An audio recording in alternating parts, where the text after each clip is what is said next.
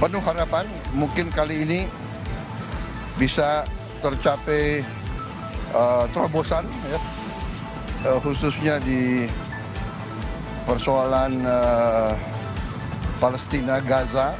Tapi masih ada aspirasi dari wilayah Israel untuk tetap kekeh ya, kukuh pada kemauan tersebut. Kebutuhan dasar ini berubah menjadi barang mewah karena kelangkaan, lonjakan harga, dan distribusi bantuan yang terganggu.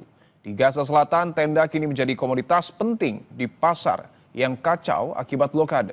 Kenaikan harga yang tinggi membuat banyak keluarga kehilangan harapan untuk memperoleh tempat berlindung.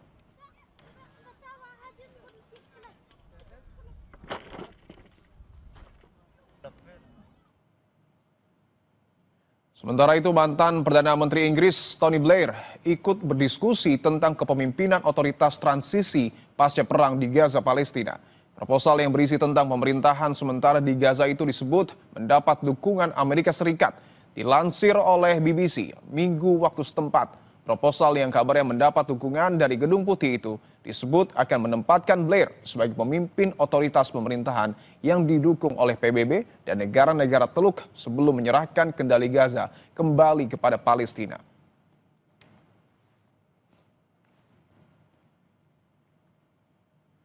Sementara itu, usai pulang dari sidang umum PBB, Presiden Prabowo menyatakan pesan yang disampaikan saat pidato di sidang umum PBB dapat respon positif dari banyak kepala negara.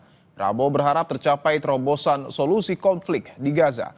Sebelumnya dalam pidatonya di sidang umum PBB, Prabowo menegaskan dukungan two-state solution atau solusi dua negara untuk menyelesaikan konflik Palestina dan Israel. Pertemuan di PBB sangat produktif. Saya kira juga pesan-pesan yang saya sampaikan dalam sambutan saya di PBB juga diterima dengan positif oleh banyak pemimpin. Saya penuh harapan mungkin kali ini bisa tercapai terobosan ya, khususnya di persoalan Palestina, Gaza. Lalu apa yang bisa dilakukan pemimpin negara-negara pendukung kemerdekaan Palestina untuk menekan Israel? Siapa yang akan memainkan peran kunci untuk mendorong Israel mengakui kemerdekaan Palestina? Kita bahas bersama pakar hubungan internasional sekaligus pendiri Lembaga Penelitian Independent Synergy Policies, Mbak Dina Prapto Raharja. Mbak Dina, selamat petang. Selamat petang. Mbak Dina, dari sidang umum PBB kemarin secara de facto sudah begitu banyak negara yang kemudian mengakui Palestina meskipun Amerika Serikat masih menolak. Lalu realisasi konkret apa yang kemudian harus dilakukan, Mbak Dina? Pertama tentu Israel sendiri ya harus firm, harus tegas memang menerima ada peranan dari negara-negara eksternal untuk status Palestina di wilayah mereka, di wilayah itu. Jadi kalau sebelumnya Israel mengambil peran main hakim sendiri gitu ya untuk mendapatkan apa yang dia mau, sekarang jelas negara-negara dunia menginginkan peranan yang lebih besar buat negara lain menentukan nasib Palestina. Bagaimana kemudian untuk mewujudkan hal itu, Mbak Dina? Karena kita tahu bahwa nampaknya juga Israel sampai dengan saat ini masih dalam tanda kutip keras kepala untuk kemudian tidak mengakui Palestina. Betul. Dan mengambil alih wilayah yang sudah diduduki oleh Israel itu tentu bukan pekerjaan yang mudah. Kalau dilihat dari perkembangan berita di Israel, kelompok garis kanan yang notabene tentu saja adalah pendukung dari Perdana Menteri Netanyahu itu masih fix ya, masih ingin mengambil alih wilayah Gaza sekaligus juga wilayah tepi barat itu mereka ingin juga diambil full begitu. Meskipun Donald Trump sudah mengatakan tidak gitu ya, Amerika Serikat jangan sampai itu terjadi, berarti masih ada aspirasi dari wilayah Israel untuk tetap kekeh ya, kukuh pada kemauan tersebut. Bahwa kita tahu juga sejumlah Eropa bahkan Inggris juga nampaknya sudah mulai mengakui Palestina, tetapi Amerika Serikat belum. Apakah artinya negara-negara ini harus mendesak Amerika Serikat untuk kemudian mendukung Palestina? Memang harus begitu, cuman masalahnya semudah itu atau tidak. Jadi Oke. kalau kita mau zoom out sedikit apa yang terjadi di tingkat global sekarang, masalah yang dibuat atau bahkan diciptakan oleh Amerika Serikat sendiri di tingkat global itu macam-macam. Jadi, saya kira yang ada di kepalanya Presiden Amerika Serikat sekarang bukan melulu hanya, masalah Timur Tengah Oke. atau Israel Palestina, tapi dia punya ada agenda Cina, ada agenda Rusia, ada agenda Uni Eropa, dan semuanya itu belum ada yang deal-nya fix. Ada Korea, jadi saya melihat ini sangat tergantung juga Amerika Serikat itu sebenarnya mau memainkan kartu apa, dan jelas Donald Trump pasti mencari deal yang menguntungkan Amerika Serikat terutama. Berbicara soal politik dunia, ini juga yang menarik adalah bahwa yang terbaru, Tony Blair disiapkan untuk memimpin pemerintahan sementara di Gaza. Apa yang kemudian Anda baca dari rencana ini, Mbak Dina?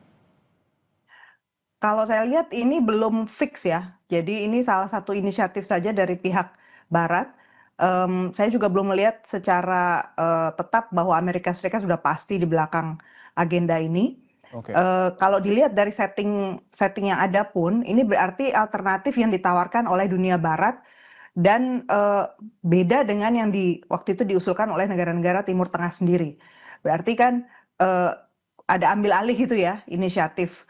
Sebenarnya negara-negara tetangga di Timur Tengah di bulan Maret 2025 itu sudah punya rencana, eee, proses rekonstruksi di Gaza itu, jelas harus melibatkan orang-orang Palestina, Palestinian Authority, dan juga Hamas, dan juga, masyarakat sekitar sana, jadi negara-negara Timur Tengah. Tetapi kalau dalam rencana Tony Blair ini justru sebaliknya kan, Palestinian Authority, Hamas sudah pasti nggak ada, setidaknya secara temporer, dan Hamas akan dilucuti persenjataannya. Karena yang Jadi, ya, silakan ya. Mbak Dina. Jadi artinya ini ada dua model yang berbeda masih competing, plus lagi Amerika Serikat setahu saya juga belum, mundur juga ya dari agenda rencana pertamanya dia 21 point plan itu untuk menciptakan, proses perdamaian tapi versinya Amerika Serikat. Oke, menurut Anda siapa yang memiliki peran penting ataupun posisi yang paling kuat untuk kemudian mendorong Israel agar juga mengakui Palestina? Negara mana, Mbak? Yang pasti Amerika Serikat, tapi juga Inggris itu punya Oke. peranan penting di sini. Kalau negara-negara Eropa yang lain saya lihat belum ada yang bersuara ya, padahal penting juga mereka bersuara, posisi mereka itu lebih dari sekedar memberikan, pengakuan misalnya dari, Macron gitu ya. Posisi mereka ini sebenarnya di mana? Karena tindak lanjutnya adalah, follow up-nya untuk menciptakan stabilitas di sana. Otoritas manapun yang diberi kepercayaan untuk berproses ya, menciptakan, governance yang baru, tata kelola yang baru, itu harus mendapatkan kepercayaan dari bukan hanya orang Palestina, tapi juga Israel dan juga negara-negara di sekelilingnya, karena stakeholder-nya atau pemangku kepentingannya kan di sana ya. Karena yang kita tahu juga kurang lebih sudah terdapat 157 negara ya Mbak yang mendukung Palestina, termasuk juga negara-negara Eropa yang tadi Anda sebut belum bersuara. Apa yang kemudian harus dilakukan agar realisasi penanganan konflik di Gaza ini terwujud? Satu, senjata. Jadi rupanya yang, bersepakat untuk menghentikan memberi senjata kepada, Israel, itu belum semua atau belum yang utama.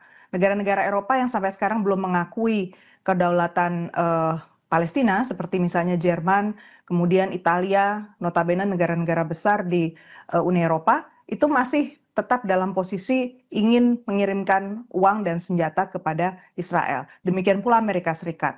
Artinya selama, Israel masih punya alat untuk melakukan kekerasan dan melakukan apa yang dia mau, bisa jadi jalan masih berliku.